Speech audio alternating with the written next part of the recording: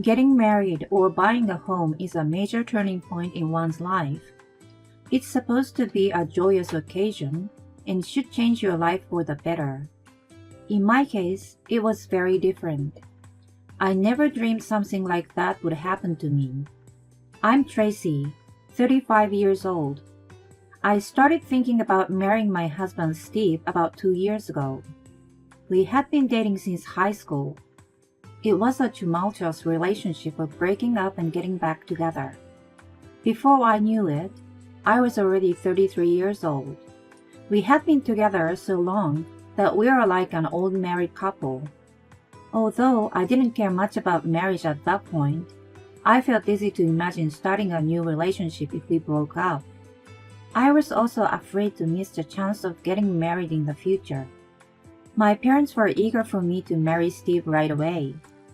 I still contemplated and worried about losing my freedom though.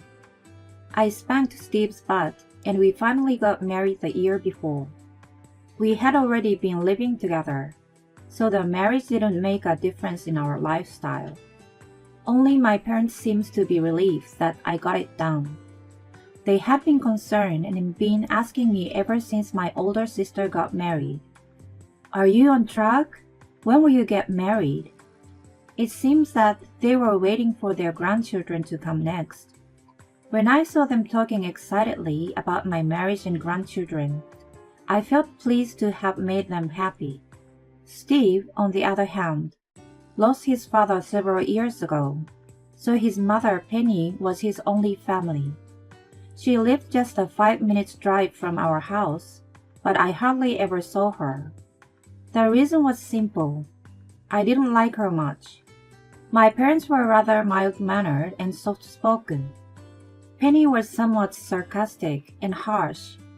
When I went to visit her in high school, she used to say things like, "You're here again?"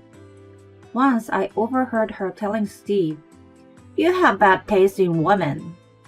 I was quite hurt back then, but it never occurred to me to break up with him just because his mother didn't like me. I used to be in my friendliest manner in front of her to be liked.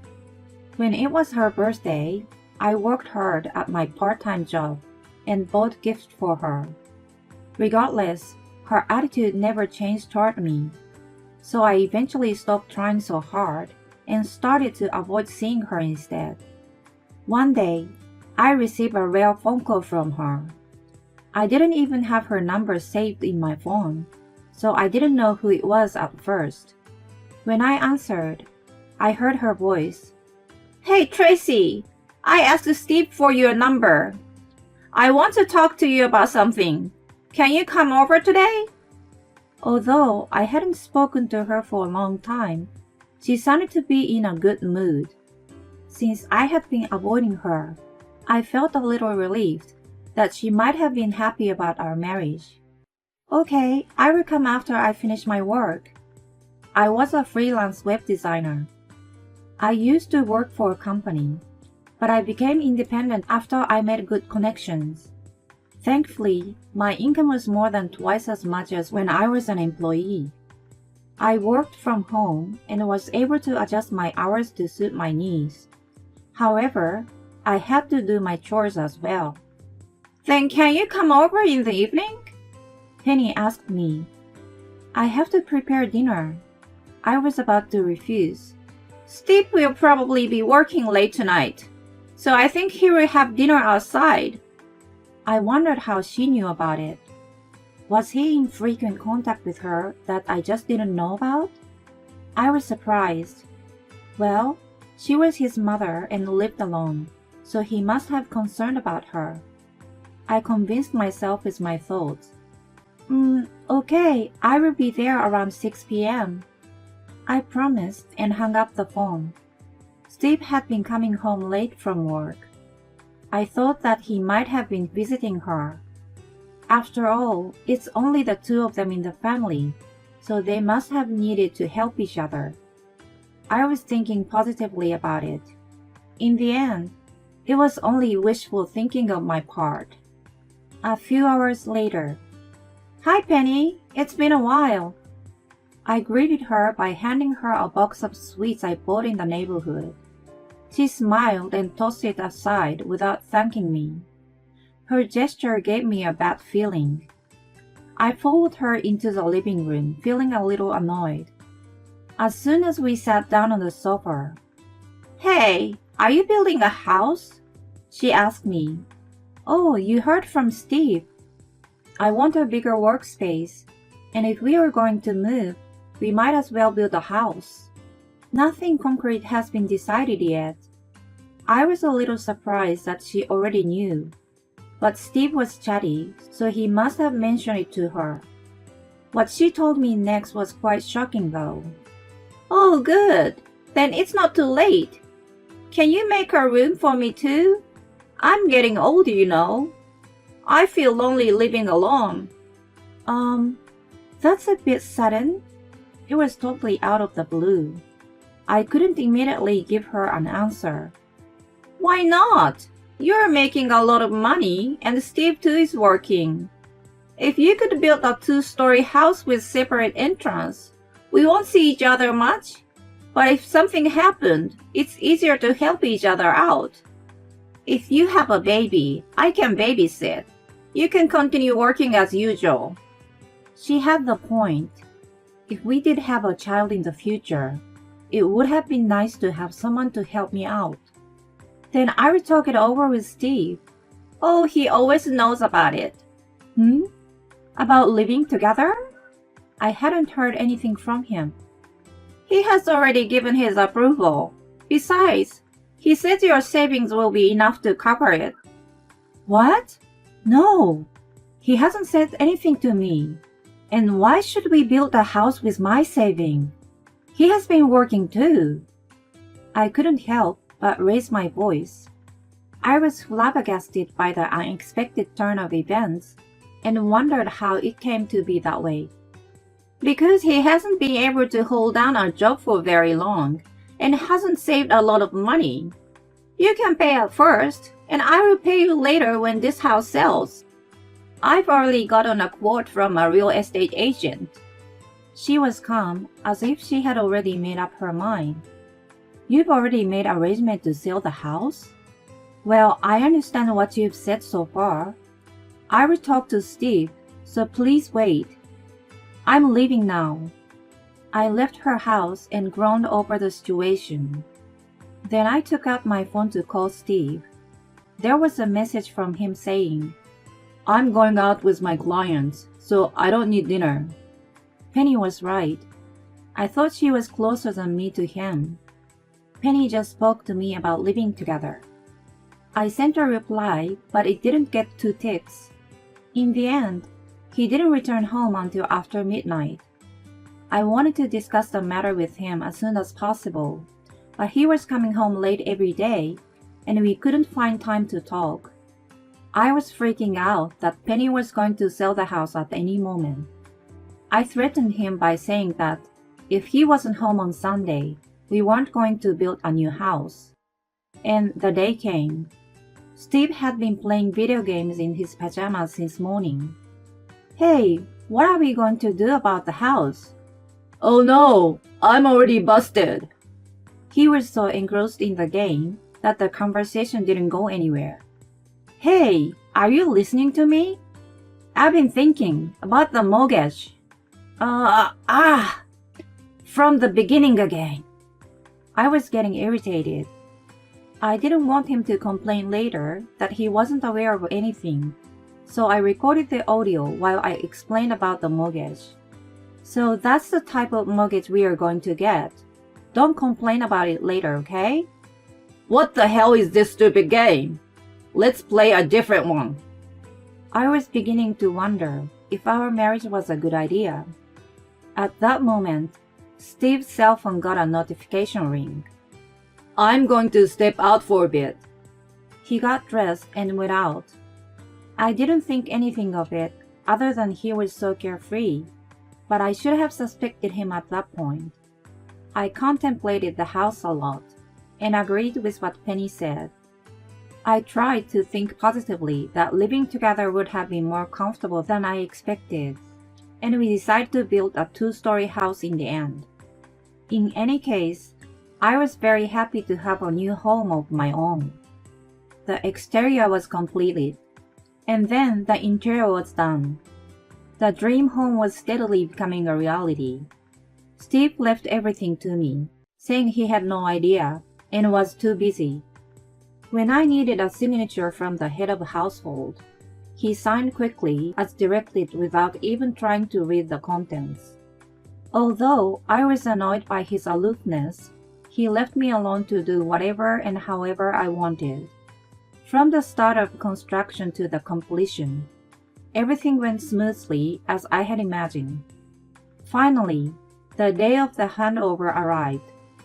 On that day, Steve and Penny went to the real estate agency to get the new keys. I had to work, so I headed straight there after meeting with a client. When I arrived, they were already waiting in the front. "Whoa, it's finally done! Our own home! My ideal house, amazing! I'm so happy!" I ran up to them in excitement. "It's true, it's a big, beautiful house. It's magnificent. I don't know how to thank you. Thank you for everything until now, Tracy," Penny happily mentioned. "Until now? Do you mean the procedures? It was a lot of stress, but when I saw this house, all that was blown away," I explained. "Well, I'm sorry, but can you also blow away with the feelings?" "Excuse me?" I just stood there not understanding what he meant. "Hello?" A woman came out of the car. "She is the daughter of the president of my work. I want to marry her. Please divorce me." He said it like he was just canceling a date with me. I was at a loss for words when Penny spoke. "So that's that. You're nothing compared to the boss' daughter.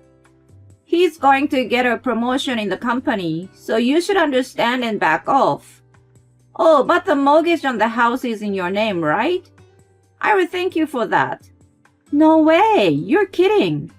So you knew it too, Penny? You two were in on it together. That's terrible. You being home late, was it because you were seeing this woman? How dare you?"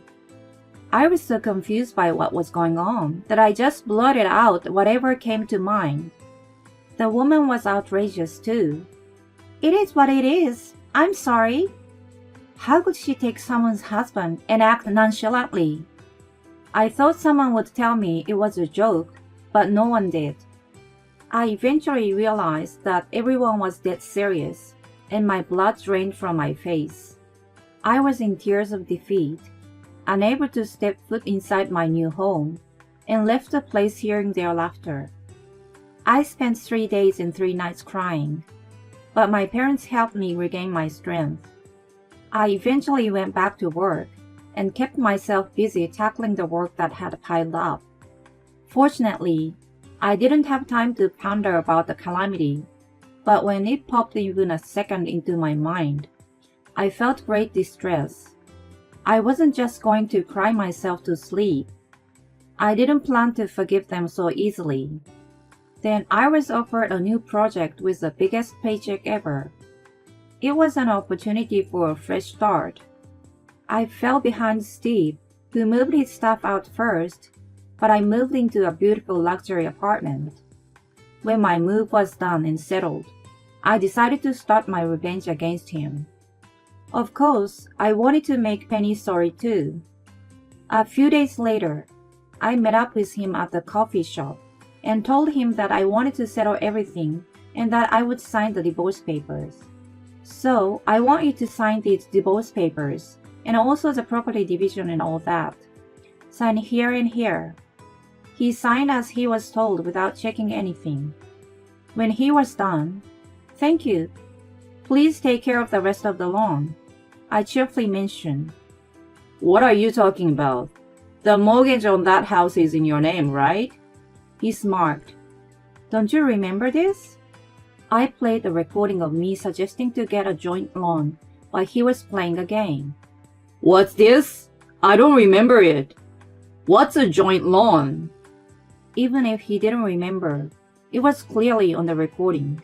Besides, you signed the papers yourself. A joint loan is an agreement between a husband and a wife that they will pay the mortgage together. The documents that he signed without reading them also contain an application for the loan. Am I supposed to pay for half of the loan? That's impossible. I couldn't stand his attitude to still try to escape after all he had done. I'm sorry to hear that. You signed the papers just now, didn't you? After what happened, I consulted with the bank I borrowed from and my lawyer. We consolidated the loan into one in your name, since you will continue to live in the house. You're going to have to pay for everything. What are you talking about? You can't do. I could do it. My parents were out of the world furious. You know my father was a banker, right? His ex-subordinates hold high positions now. One of them took care of the loan stuff for me. He was the one who advised me on the joint loan. So I told him everything that had happened, and he told me how to transfer the mortgage to you. Steve's face grew paler by the second. Wait, you didn't. Actually, I tried living with the boss's daughter, but things didn't work out. She's back at her parents' house right now. The president is angry with me. He said he was going to cancel my promotion. I'm not getting a raise, and if we don't reconcile, I won't be able to stay at the company. I could care less. I was betrayed by him in front of me, a guy I had been with for years. Suck it up.